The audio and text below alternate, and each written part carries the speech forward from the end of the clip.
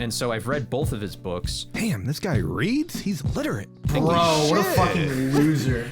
I think it's something that everyone should experience in some way at some point, because it kind of forces you to dirge. Fuck the positivity in this episode. You don't like fucking Rage Against the Machine? I'm gonna kill you. How dare you accuse me of that? Nestle!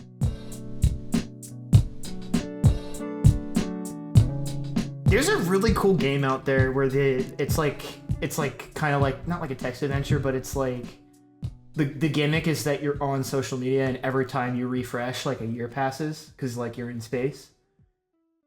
And it's like, it's really interesting. I thought it was called 2001 Space Odyssey. That is not even remotely close to what I am talking about. I think it's called, actually, I think it's called Interstellar. Or... I'm going to kill all of you. And then myself. Yeah. I think it's called Streetcar Named Desire. All right, that's just name a movie that's completely not. Yeah, right. I don't even know what that is. Sure it's Footloose. I believe it's called Glover. Like Donald Glover? Donald? No. Donald Duck? Ronald McDonald? Not Don Glover. Can you not Donald's? Welcome back to the podcast, everyone.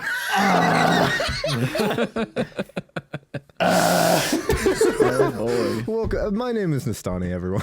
I am Jaxler, unfortunately. I am DECosmic. I'm Coley_02. And today, I don't know what we're talking about. Everyone else decided on something to talk about. I didn't read the Discord, so this is on me. But I was just watching existential videos about the universe and how big it is. So That's fair. We're specs. We're specs, bro. We're blips on the radar. yeah, that's true. And We're so torched. Yeah, We're just little pawns for Nestani to use. Yep.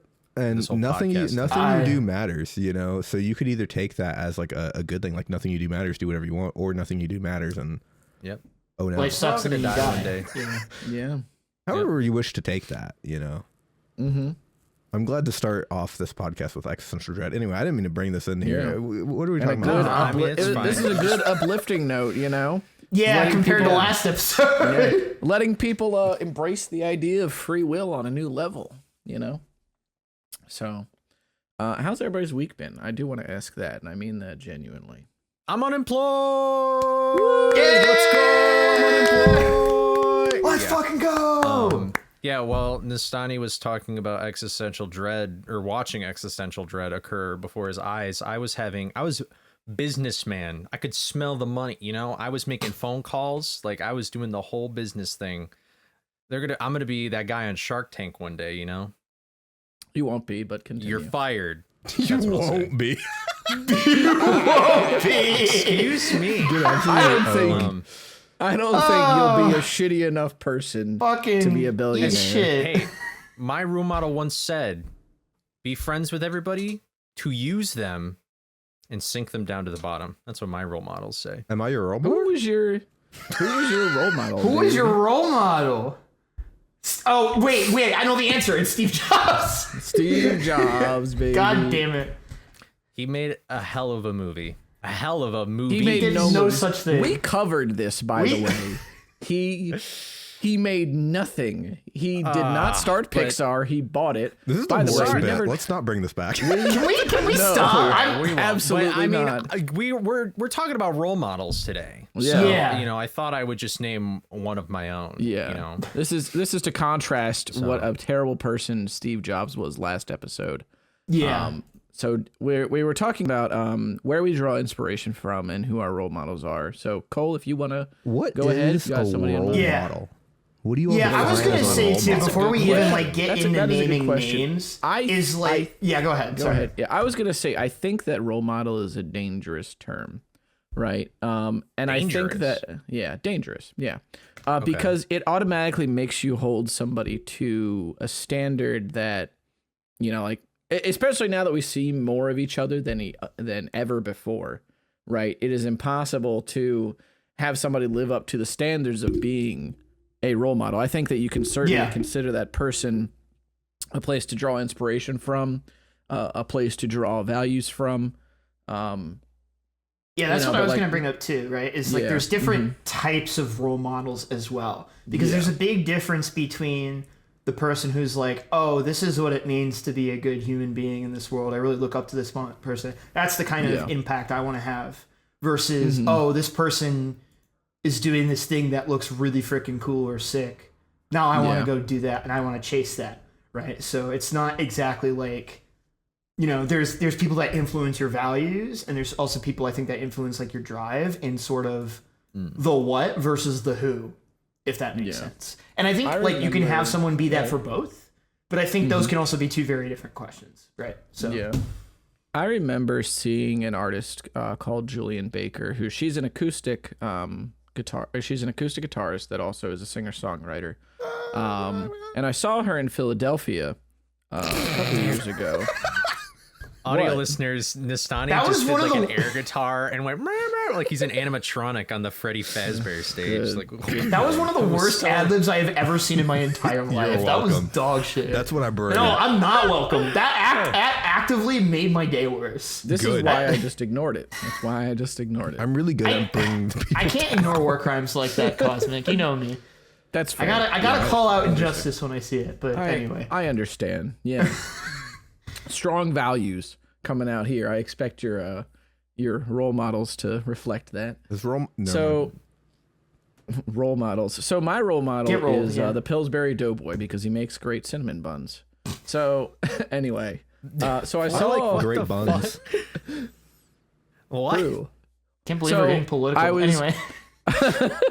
So I saw Julian Baker at a rather intimate venue in Philadelphia.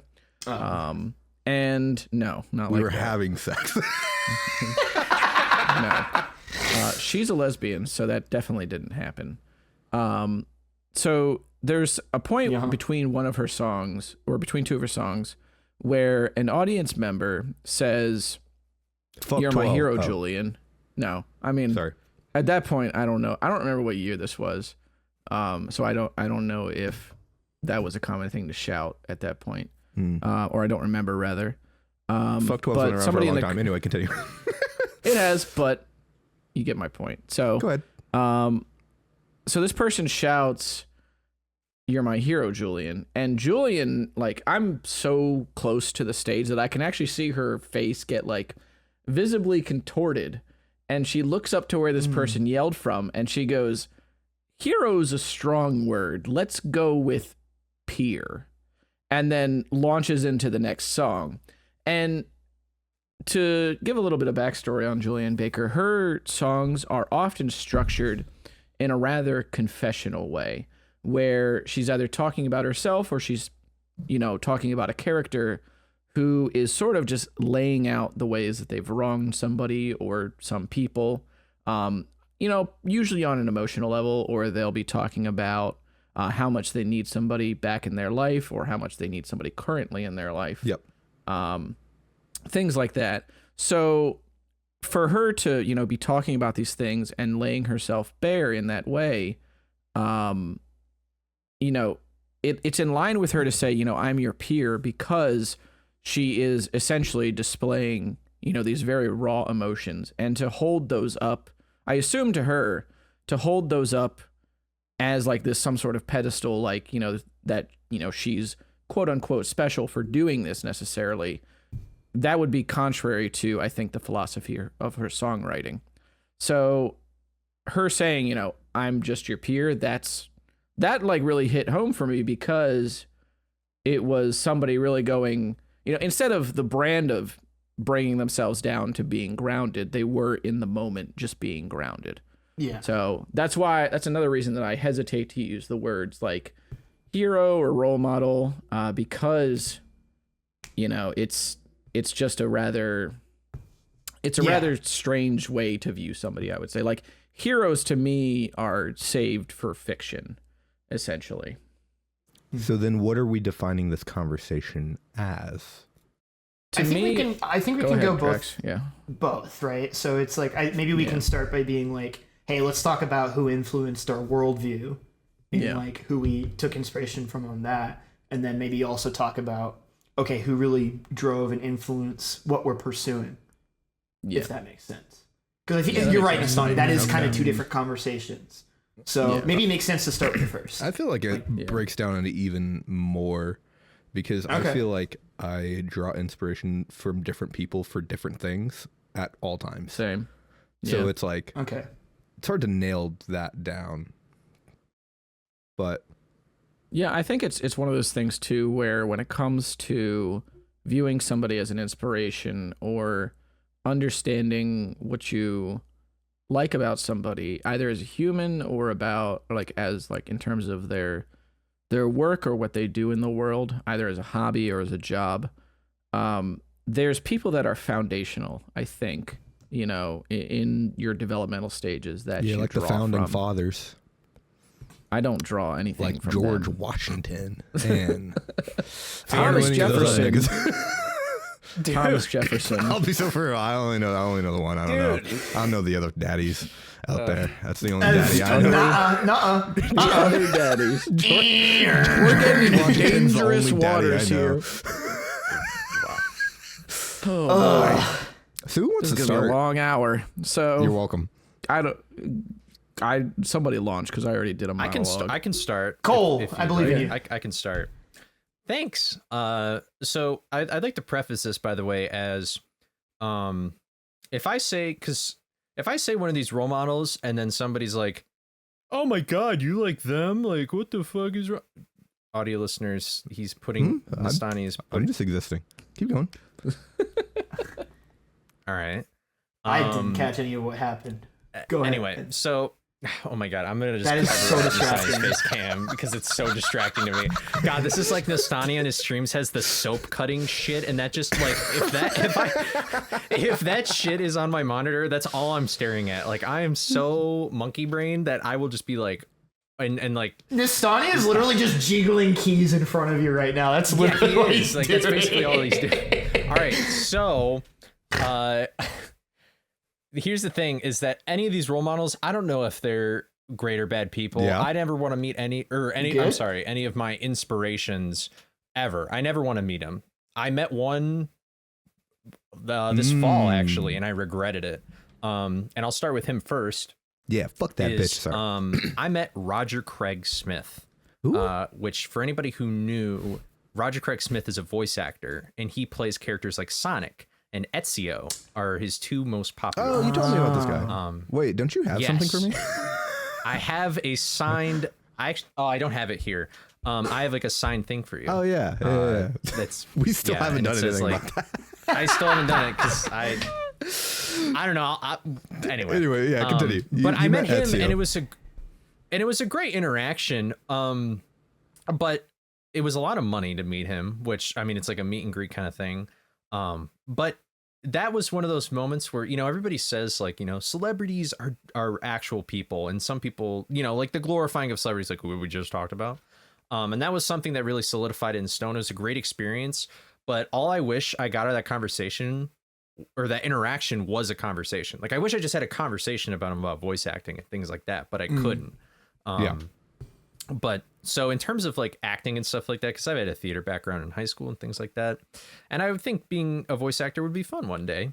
That is a huge inspiration for me.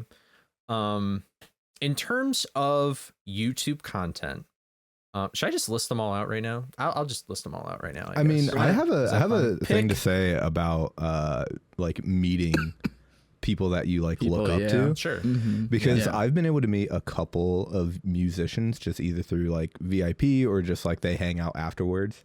And it's always like, I have kind of come to the conclusion like I don't really want to like meet any of the people that like I look up to. Like, because for some of them, like I like them so much that I couldn't talk to them if I wanted to. And it's just like, what conversation could I even have with them? Like, I just can't.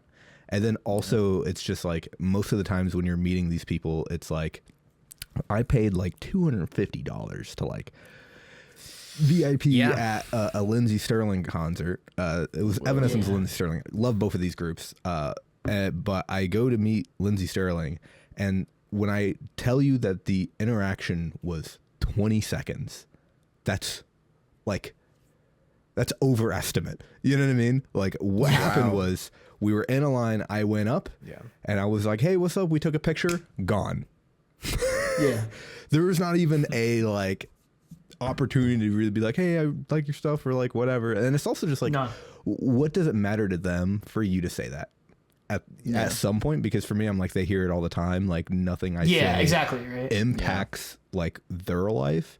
And I think that's like ultimately what like a fan wants, is like to impact the person that has impacted them so much, but it's kind of impossible to do so in like 99.9% of scenarios, unless they're like definitely a smaller on the totem pole that maybe they haven't heard that as much, but then like eventually is it going to impact them? So it's like, that's why I always kind of view it like, I don't care to meet any of the people that I look up to, like, unless that like I was able to have like a full on conversation like with them. Yeah. But even then it's like, I would agree, kind of tricky, depending on who it is, like what tier they are in my head. Anyway, go on with what you're, unless anyone else has anything to say about that. I don't know. Yeah. I mean, it really depends, because there are artists that are underground enough that you can just like actually have a conversation with them. I remember seeing Rory Ferreira, who goes by a bunch of different rap names. Currently, he goes by Rap Ferreira, but he used to go by Milo and Scallops Hotel. And I remember him talking about at one of his concerts. This will lead to something. Just hear me out. Okay. So there was that's always my question with Cosmic. I'm like, is this going anywhere?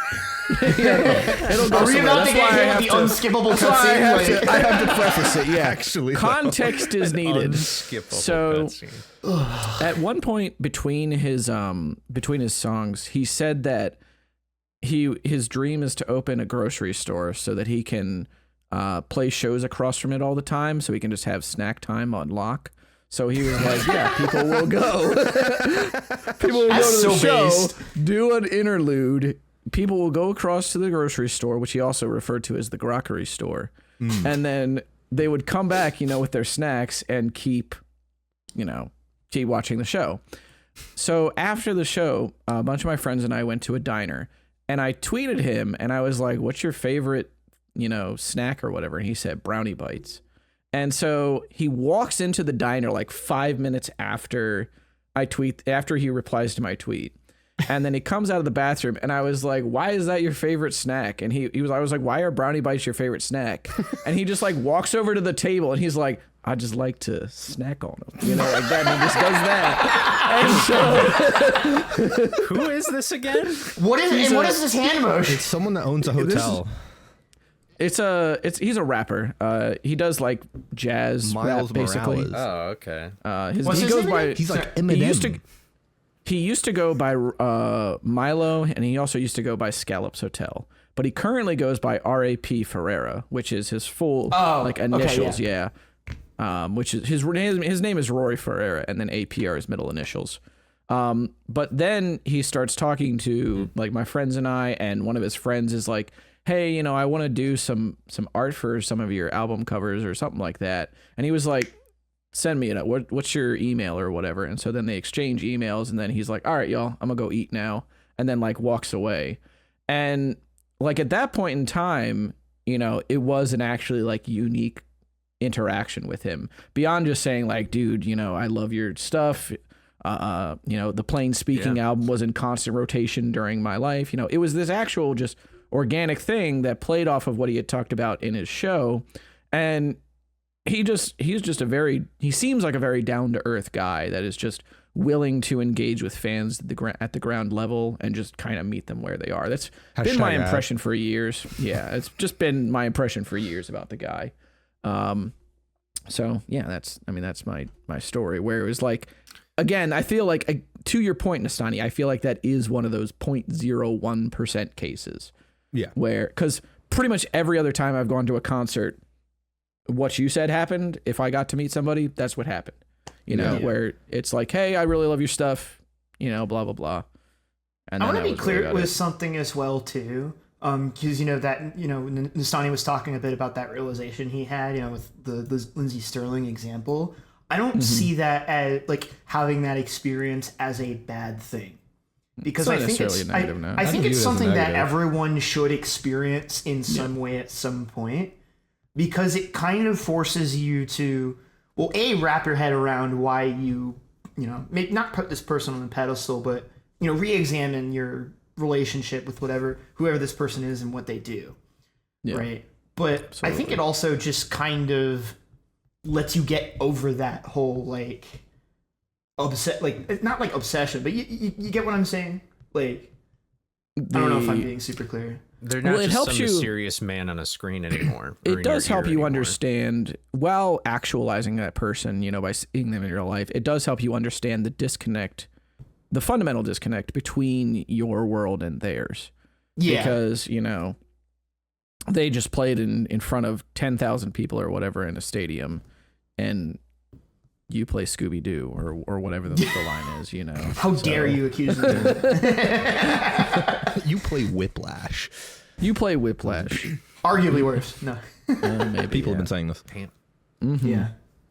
But I mean, I think But, even like transitions before I'll throw it off to you. But like I met Maisie Peters one time, who was like incredibly important to me at the time, probably the apex of when I liked her. I met her and I got to like actually say the things that like, you know, what her music has done for me, blah, blah, blah, all of that. And even then after that, I was like kind of cool, but it was also like, it didn't change anything about like Yeah. how I Yeah. felt or anything. And so now I've kind of just been like, what, like, I don't care to meet anyone that I like. I almost would rather not, because it's just like, I don't know. I just kind of feel awkward because it's just like, what do I say? Like, I don't know. Yeah. Yeah. Right. Yeah. But anyway, Yep. go on, Cole. Yeah. So Roger Craig Smith, that's huge, like acting inspiration for me. I'd say another one is Steve Blum, who does like Steve Spike and Jobs. Cowboy Bebop. Not Vincent Valentine in Dirge of Cerberus. Dirge. Dirge. But so in terms of YouTube, I would say my biggest inspiration is Aaron Hansen or Ego Raptor. Who? From now he does Game Grumps, but obviously he used to do like Newgrounds Sorry, stuff. I'll reserve. Yeah. What? Shut up. Continue. This Guy's sucks. inspired by Game Grumps, guys. Well, no, but the bigger inspiration. Sorry, I'm making fun of you for no reason. Continue.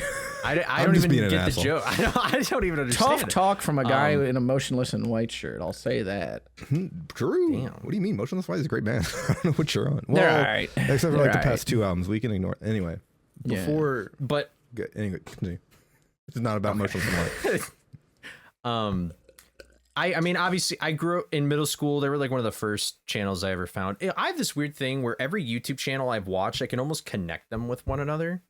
Like, I found out about their stuff through when my brother showed me Game Theory, and then through Game Theory, I somehow met this channel, and then it like spread like a web where just like a lot of people that I've watched from a long time is just this weird network chain, and that's what makes to me YouTube a little bit more interesting than other kinds of media. Sometimes. I actually agree with that. Where Yeah. you can see that more I can do clear. that with like Yeah. most people. Like, Yeah, it's interesting. But the thing that really inspired me the most was, and you can love or hate this video because, I mean, a lot of people like it's you know, it's the Sequelitis on Ocarina of Time and Link to the Past, and I have never played Ocarina of Time. I mean, technically, I've played like 5 minutes of it, but then I put it away. And Link to the Past, I've only had like a couple hours in. So I don't really have an opinion about the games, but just the way that he presented a review like that was something that I thought was so cool when I was younger. Like, it was super engaging right off the bat. He had animation mixed in with real gameplay, and just the editing style was super unique.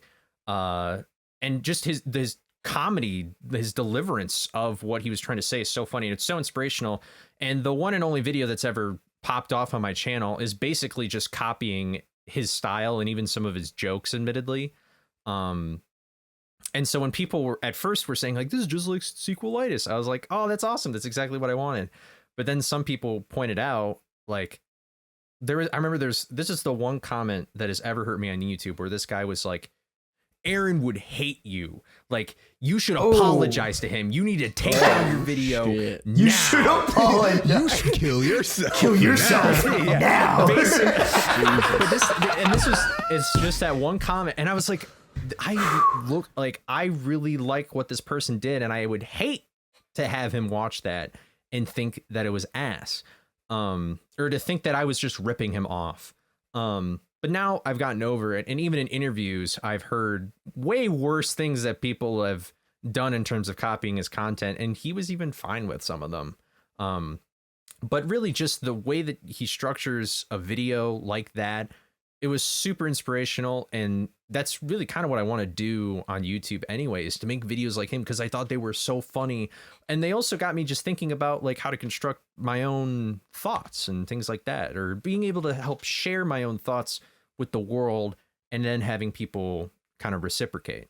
Because anytime I'd ever heard opinions, it would always be like, actually, when you look at the Legend of Zelda, like, you know, like, it's just like, okay, that's really boring. And like, it's just some guy who hasn't showered in 2 weeks on his computer.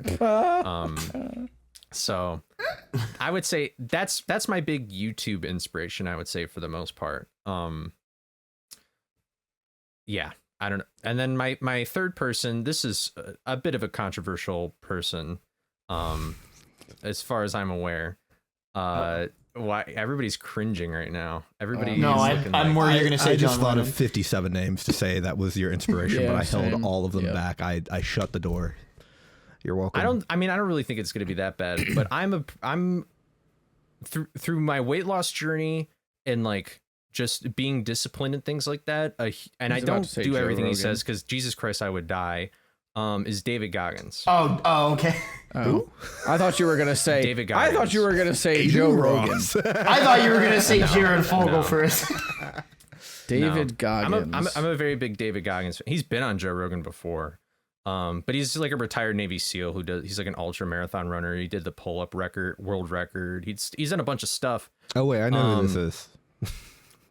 Everybody I probably don't sees think shorts I'm of familiar him with doing him. like, who's gonna carry the Oh, boats? I've and the never loads seen and his stuff face. like I that. just anecdotally from one of my other friends that likes him. I just forgot. But he's like, he was one of those people where I watched, and you know, in low moments, you know, you look up like, how do I improve? How do I get better? And you do like hard coping stuff, and you're like looking up, and you know, like him and Kobe Bryant were probably like two big things I would look up for inspiration, things like that. But his was one of those. I mean, same with Kobe Bryant too, but his was more extreme, where it was like he wasn't ever sugarcoating anything.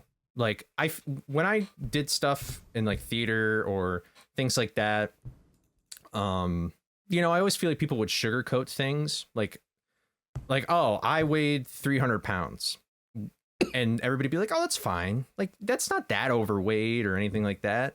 And I'd be like, I don't know. Like, I look in the mirror and I'm not really happy with myself, or, you know, like, this just doesn't seem healthy at all. But he was one of those, he was just like a voice that I needed to hear, where it was like, no, it's not all right. You need to have a conversation with yourself, and you need to sit down, and you just need to go get after it and fucking plan it out and do it. And I was like, oh shit. Like, what? Like, this is cool. Like, I've never had this kind of voice in my head before. And so I've read both of his books. And I've watched a ton of interviews with this him, guy but eventually reads? he He's kind of just literate. keeps singing. Bro, what a Shit. fucking loser. He's literate. Honestly, got a his book behind me. books are Bought the the easiest book. thing to read, because a big part of him is that he didn't know how to read until like the end of high school. So he wrote books for people that don't know how to read. What a champion. Cole doesn't know how to that's read. not what I'm saying. Illiterate. How does the theater kid not know how to read, bro? That's just like a recipe for Well, disaster. he was clawing out his eyes because of the bitch diva host, so he just lost his vision. Can't read. Right. Yeah. True. Yeah. I could have a whole episode A about bitchy diva host. the terribleness of bitchy diva host theater. But yeah, I would say those are, I guess, my big three, quote unquote, inspirations that are just come off the top of my head: Roger Craig Smith, Aaron Hansen, and David Goggins. So Does anyone else have a big three? I mean, Or a Apparently big not two or a Kendrick, big but- one? I can Or go. just anyone that they want to speak about. Yeah. So, when it comes to I don't have writing, anything yet. so my degree is in. You'll get there. I believe in you. got a tea kettle going off right now. Yeah. Right. Yeah. That's what they call me. So, Nestani kettle. Coming to a merch store near you. this really helps that there's an iced tea brand called Nest Tea. So There's also water, like the Nestani water. Wait, no, that's Dasani that people. is that? make Oh fun yeah, of because of Dasani. Dasani. Now we Dasani. now Dasani. I Wait, need Nestle. the Dasani There's Nestle in the logo water. just says Nestle. Yeah, Nestle. Yeah, Nestle. That's Nestle. what But I said. I need Dasani. Nestle. Just, That's how it's spelled. but just saying Nestani. Nestle. Sorry. True. So my degree is in English literature, and I decided to go into English literature because at some point, and I still do, want to write. And one of the biggest inspirations for that, and one of like the early writers in my my high school days that I really looked up to was Neil Gaiman. He famously wrote the Sandman comics for DC Vertigo. Oh. And he's also written books like Anansi Boys, American Gods. Wait, what did you say? Anansi Boys. Oh, okay. I thought you said a Nazi boy. I was just like, whoa. No. I was like, where are we going? Bad inspiration, Cosmic.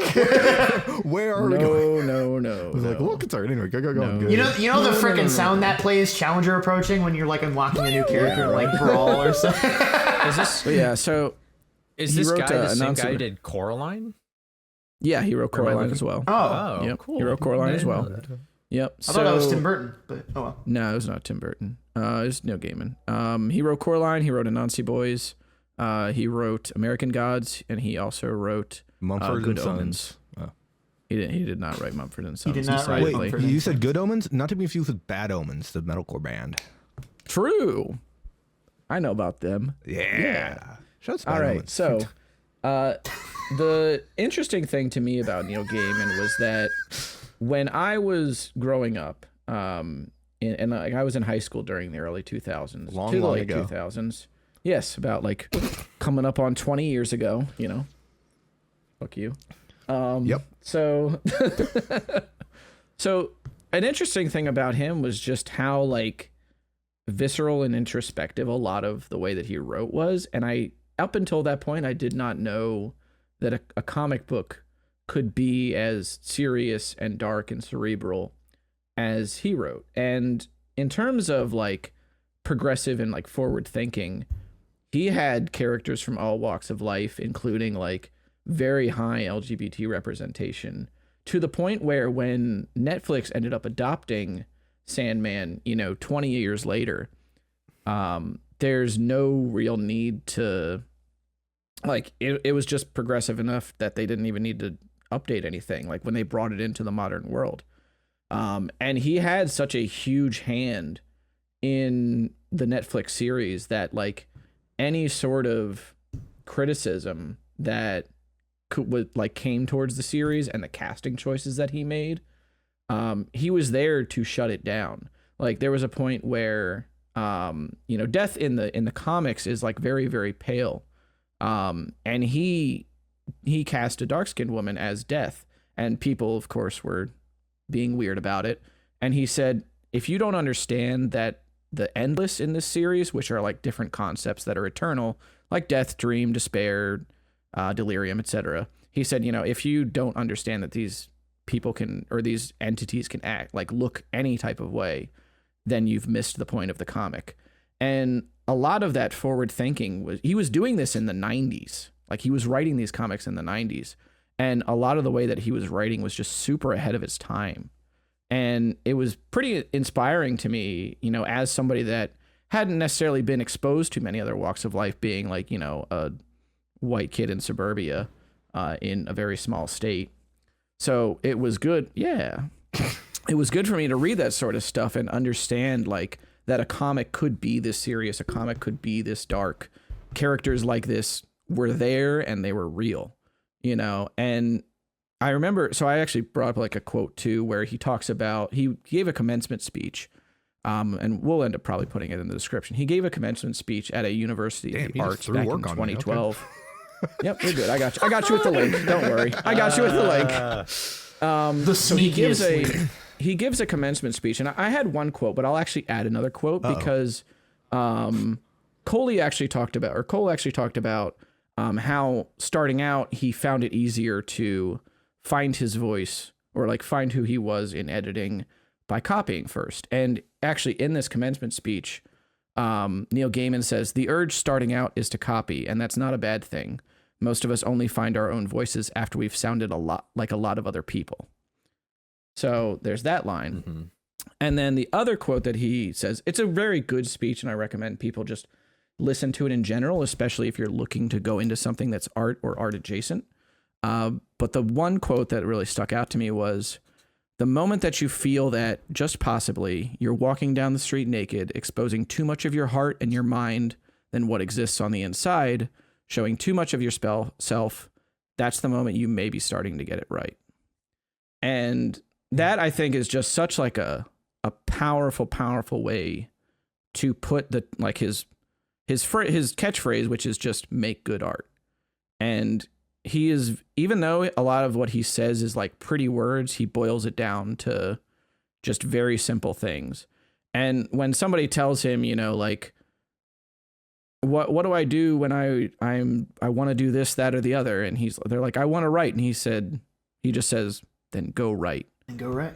That's how you make good art, you know, is you go and do the thing.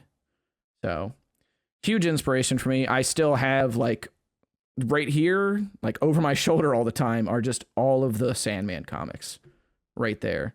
I actually rebought some of them because I had them at my parents' house and they were my parents' copies. So I rebought a couple of them just to have the full thing, because I ended up buying them all when I was like a teenager. And, you know, I've read that whole series at least like 2 or 3 times. It's a very, very good series. A little dark, but, you know, very good. Mm-hmm. So that's my first one. The next one is a film, like he was a teacher for me in university for some of my English courses, in specifically some of the film studies courses. And he was a great teacher. But it wasn't necessarily something that he said to me that I think really like finally just made me go, this guy is awesome. Because I mean, I consider like whenever I'm at a job, I'm usually there long enough to be somebody that ends up teaching other people like how to do the job, because there'll be new trainees that come in and stuff. And there was a class that I took in college it was like English 404. It was film theory and criticism. And it was a class on horror films. And in coming up with the topic, the teacher, the first teacher, that is the actual like person that I'm talking about, his name, we'll just call him Bob, right? And then the teacher that is teaching the teacher that is teaching Bro's the trying horror to get his film. tenure, leave him be, okay, man? Hell no. the teacher that is, leave the man Social security alone. number, phone number. The teacher that's teaching the horror class, we'll just call him call him Steve. We'll Steve just call him Jobs.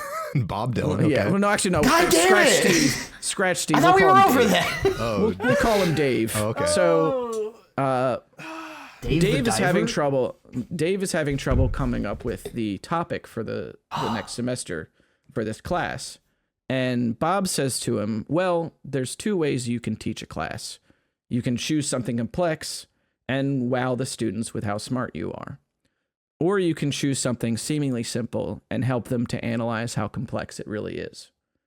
And that to me is something that, like, you know, this was back in 2008 that this guy was, well, actually probably a couple years after that, that the guy was, yeah, right.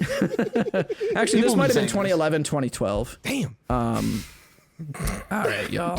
All right, I get it. Continue. I get it. Yeah. So See, it'll wrap around. You'll have your turn to dig on for sure, yeah. If you, once any of you hits 30, it's on site, dude. So I'm so torched, bro. Yeah, you're torched, bro. You're gone. I'm 4 years out. You better get the punches in while you can, dude, because I'm coming. So Cosmic is coming. 2024. True. So Bob says this, and Dave actually shares this on the first day of the class as to why he picked horror films. And that really kind of opened my mind a lot to the rest of that course, because like when I came in and he was like horror films, I was like, oh, here we go. You know, because previously to that, we were analyzing more of these like highbrow films and stuff like The Graduate or Psycho, stuff like that. And delving into that class further with what Bob had said in mind was quite enlightening, and it really helped frame the rest of what Dave wanted to do with that class. And it really has helped me frame the way that I teach people things or the way that I show them things, because it's like I'm no longer trying to impress somebody with my knowledge. I am trying to show them, help them explore this world a little bit more that they want to know more about. And when it comes to like even menial tasks like at a job, I want to help like explain why certain things are done at like, my current job in finance or whatever, and what the bigger picture is there, just so that it's not like me talking about all this different stuff I know how to do on the computer or whatever. It's just helping them understand things. And then the third person is actually Nestani. Probably just... It's actually Jaxler 1. Oh my god. This was a tough one because I can draw from... stupid. Sorry, I didn't mean to interrupt. So no, I did, but go ahead. You did. It's fine though. This is really a tough one because a lot of the people that I am inspired by, so to speak, in my everyday life are people that are able to be very good at things that they are not necessarily passionate about. Like a manager that I worked for at Walgreens, I knew that he hated that job inside and out, but every day he would come into work and he would always like just do his best and keep on trucking because he knew that was, another day for him. And he knew that like, in order to get to where he eventually wanted to be, he had to keep it moving until he had the experience necessary to go on. But I knew he didn't like that job, but you could never tell, unless he told you, unless he was just like, dude, I really, really don't like that. But on the opposite end of this spectrum is Rory Ferreira, who I talked about earlier. And Rory, I don't know, this guy is less of an inspiration and more of just like, number one, he was one of my biggest, like my first big, deep forays into hip hop. And mostly it was because a friend that I was hanging out with a lot with at the time showed me his music. And it was this very like deeply personal music. There's a line that he has in the Scalps Hotel album, Plain Speaking, where he says, I would trade my entire fan base for one more handshake from Rob. And then like Rob was a friend that he had lost earlier in his life. And his first album as Milo was called I Wish My Brother Rob Was Here. So this guy is somebody that I've followed for many years, and anything this dude does, like anything he touches, just does not drop in quality.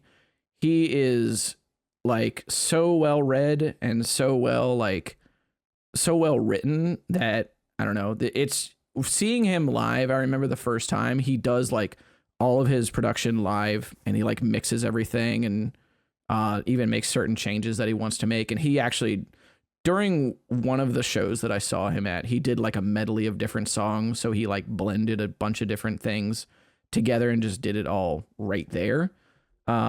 This is less of like a specific thing and just more that I hope to one day have the passion for something as hard as Rory clearly does, where I wake up every day and like, even on off days, even on maybe off years, what I am doing, the output just does not drop, because I don't know. That guy is just clearly a man on a mission and just such a talented artist that it's like, again, I really can't say anything bad about him as of yet. And again, I've been following him for like 8 years at this point. He's just such a talented fucking dude. I hope to one day be as good at something that I do as he is at what he does.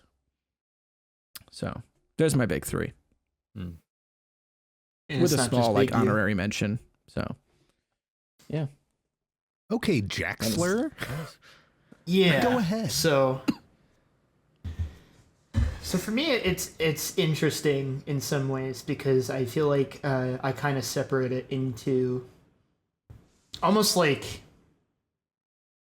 inspirations, but in like different directions. So like positive inspirations in the sense of I want to align myself more in that direction, or I take a lot of value out of this experience that I got from observing or consuming this person's work or just, existing. And then in the opposite direction where I see someone's output or work and I'm like, I don't want to go in that direction. Basically, you want to do the opposite. Do the opposite. Yeah. Or it Steve brings Jobs out is a that for realization in myself, right? Yeah, exactly. Like, I do not want to become Steve Jobs. Let me be very clear. Let me Stevie boy. Let me be clear. I just go completely transparent. But so it's interesting because I feel like I'll try to be brief about speedrunning so Nestani doesn't shoot me in the head. But in terms of speedrunning, I feel like kind of I'll get mine ready too. I feel like in terms of speedrunning, a lot of those influences have been kind of positive. I think probably the biggest one that I can identify is probably Meta Sigma, who is a pretty old school speedrunner. I think for a while, two images of his face was like a GDQ emote or something like that. But like his whole thing was he ran Secret of Evermore, which was kind of this game on the obscure side, but he just really, really freaking cared about it, right? And he just it was kind of a miserable game to run because it was reset heavy, but he just cared so much, and his focus was just wanting to share that joy and that process with other people. And to me, that's always the kind of speedrunner I want to try to, emulate to some degree, right? And obviously that's a version of him that I would argue probably doesn't really exist anymore because, he has a wife and 2 kids and he has some health issues, so he's, doing his own thing and living his life, right? Yeah. But it's like that for me was kind of for specifically speedrunning, I would say is a pretty big goalpost, I'd say. I could probably say everyone on this podcast to some degree as well, but it's like in terms of foundation, I'm mostly going to what? Even Cole? No, he's what I don't want to be. No. He's a negative. I can't turn into that. Negative inspiration. I don't want to be. So as far as speedrunning goes, that's kind of where I come from, and I'm going to be brief there, but because I'm more honestly interested in talking about kind of almost like where I was going into college and vocationally, which was with game development and stuff like that. And I feel like a lot of my inspiration for pursuing that is either neutral or leaning towards negative inspiration.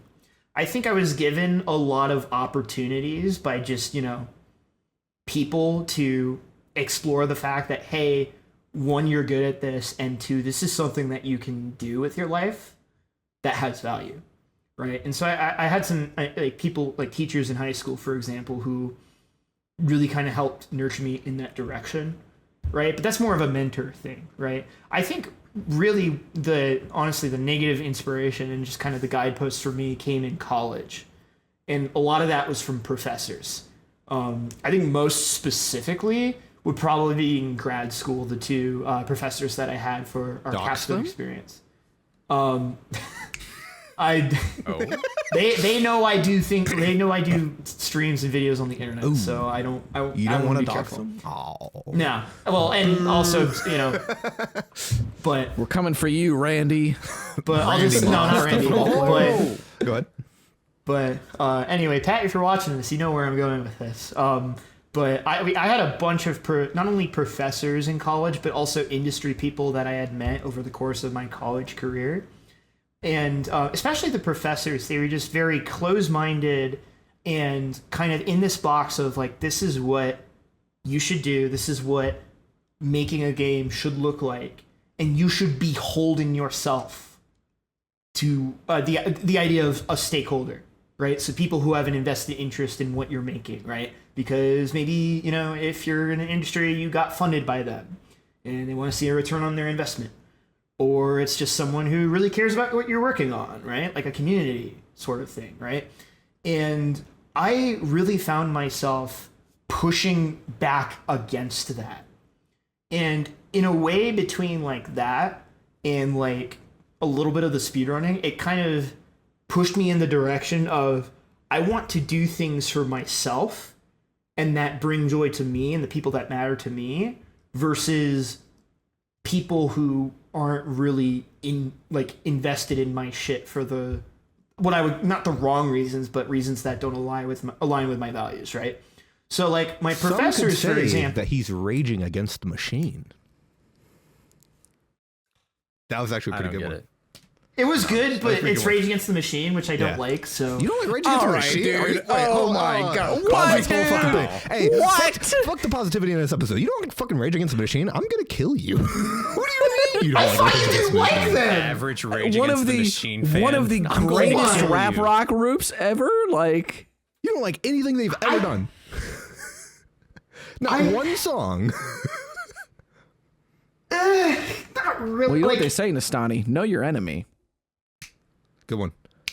I will say as well, Nestani, I thought you hated Rage. That's why I kind of...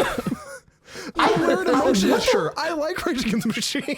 What are you talking about? Okay, I'm getting gaslit, but whatever the fuck. Okay, anyway. I like Rage Against the Machine. What are you talking about? We've had conversations about this. You're like, I think like Rage is like the most overrated fucking thing of all time. That's System I of a swear Down. to God.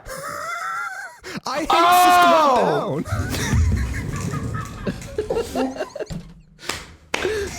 I can't believe he was like... Jax is a System of a Down bad right now. I got them mixed up. Like, I like Rage Against the Machine, bro. Okay, I am sorry. My brain thought System of a Down. Yeah, okay, no, I have System not of heard Down. anything from Rage Against the Machine. They're basically the same anyway. So I don't have an opinion on them because I haven't listened to their music. Okay. I thought we were talking System of a Down for whatever reason. We're so back. And yes. I'm like, you know, we're System of a Down. We've never garbage. been more back, dude. Yeah. Oh my We've god, never been dude. more back. Impeccable. I was gonna say, dude, like one of your favorite bands definitely was inspired by Rage Against the Machine. Yeah. Yeah. Like 100%, dude. My brain heard Rage, and I thought we were talking 100%. System of a Down because my brain went to Toxicity. So it's like, Yeah. Well, which is that album we were talking about, and for some reason my brain said that was from Rage and not System of a Down. And Jax doesn't listen to metal, as you can tell. Anyway, continue with what you were saying. Now that we've cleared that up. And that's cool. That's fair. Yeah. That's fair. Now that It's we're not back for in me. Sunshine And that's cool. Rainbow Land. Yeah. I was in fucking hot water there for a sec. Anyway. All right. Anyway, You guys Bro. Oh god. It's Rage Against the motherfucking Machine. All right. Yeah, in more ways than just one. They'd be raging. Yeah. Okay, where the fuck even was I? You were talking about how you're Yeah, raging okay, I was against the raging machine. against the machine. I understand. literally. I understand. Okay, give me a sec. So, I think probably the biggest example for me would have been those two capstone lead professors that we had who were very much strict mentality, process people, and also just really didn't not like when you didn't take their feedback and like implement it. Right? Cringe. Because, when you're working on something, that you are so emotionally invested in, like a piece of art or like a game, right? You can take their feedback and process it, but there could be a whole host of different reasons that you don't go through with it, right? The biggest example, I don't have time, right? I just do not have the time to implement this thing. Or you right? just don't want to because it goes against your vision. Exactly. That's the other thing. That's probably the biggest thing, right? And that's like a whole conversation I could get into on taking feedback on a piece of art, right? That's like a whole nother freaking podcast and a half episode, right? Me and Cole every other day. Yeah, valid. But I got to the point where I was just like, I'm not making this very important thing to me to live up to my own expectations and what I want. You're making it for a grade. I'm doing it for a grade, and I'm doing it to live up to these people's expectations. And a lot of it was driven by the fact that, the better the game that we make, the better that it looks for the school, the better that it looks for probably the professors too. Yeah. And it's about everything but you. It was about everything but me, right? And in having those kinds of people in my environment, while also surrounded by other students that I feel like really shared my values. I mean, Pat, if you're watching this, you and me both have had this conversation numerous times, but it's like, it's like that in my way was like a very negative role model of one, I don't want to ever act like that towards anybody ever, right? And I also don't want to, you know, well, for one, I also learned to not, like, if feedback that you know, with feedback, like, sometimes you give feedback and it's like, you might identify a problem point, but, like, your solution for fixing it is probably very wrong, right? Because, you know, causation versus correlation and all that jazz, right? But, like, you know, just the way that I learned to, I guess, work with other people and also figure out who I want to work with, who I want to spend my time with, and who, you know, trying to unlearn the idea of, like, making someone else proud or happy, right? And that, you know, that kind of leads into my own family, which is, you know, as a person where I get a lot of my inspiration for who I want to be, right? Because I had very good familial role models in my life. Like my, you know, my mom and dad, for example, you know, like they have a very good, you know, they have a really good relationship with each other and they communicate open and honestly. And, you know, they're not perfect, but like at the same time, like they, you know, it's a very healthy relationship.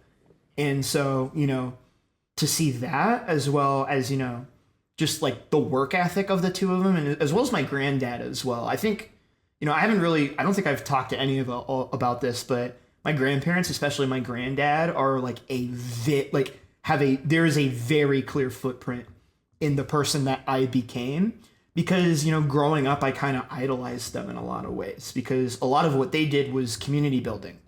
So their whole deal is they were both ministers, pastors, right?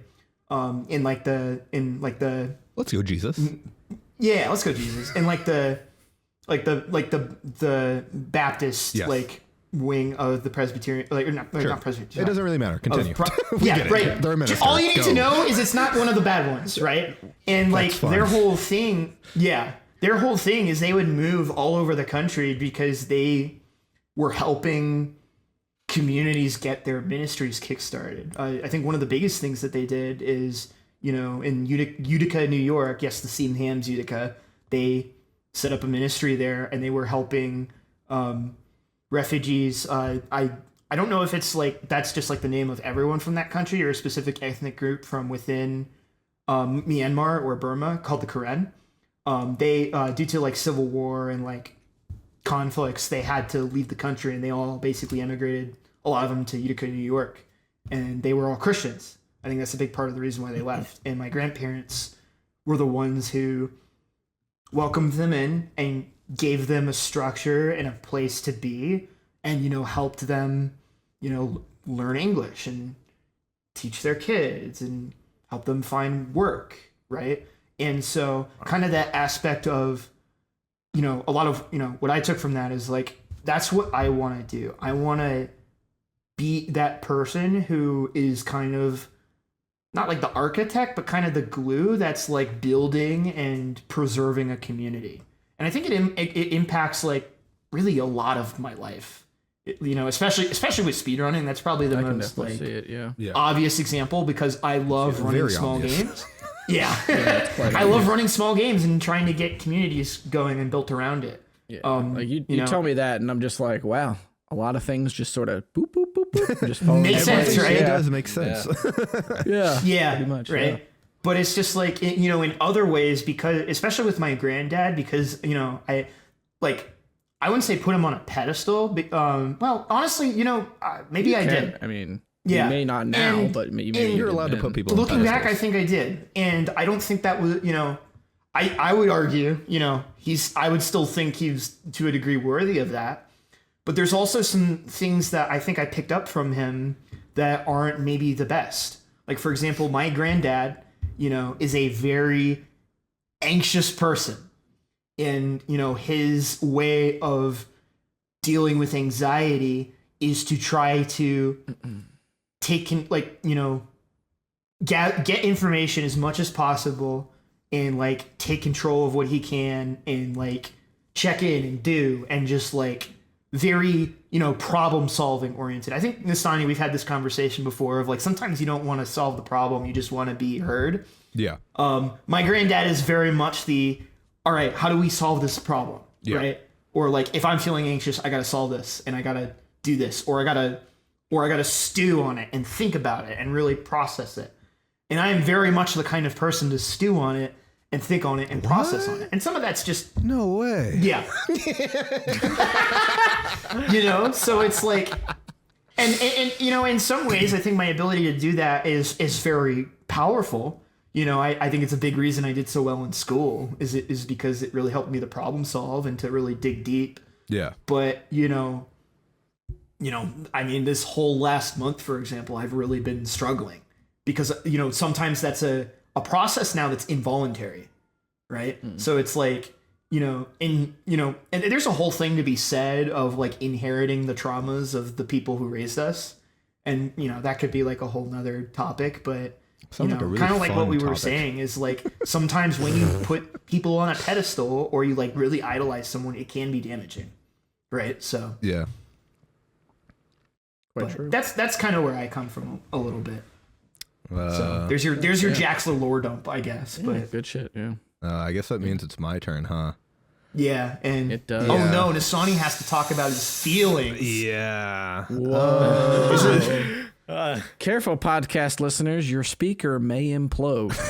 I think it's a bit weird for me because I don't really have like a lot of these pillars that you all do.